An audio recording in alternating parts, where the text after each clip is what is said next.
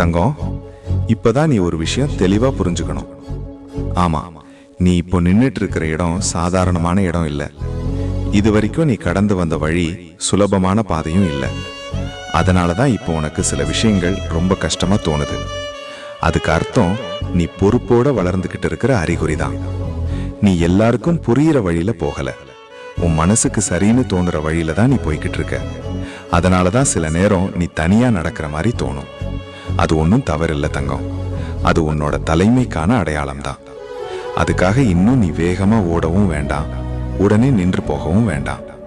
இப்படியே உன் வேகத்துல நீ தொடர்ந்து பயணம் செய். நீ போகிற திசை சரிதான். அதுக்கிடையில சந்தேகம் வருதுன்னா அது உன் மனசு வளர்ந்து அடுத்த நிலைக்கு தயாராகுது என்பதற்கான சின்ன சிக்னல் தான். அதனால நீ நிம்மதியா இருத்தங்கம். உன் அப்பா உன்னை சரியான பாதையில தான் கூப்பிட்டு போறேன். ஓம் நம சிவாய.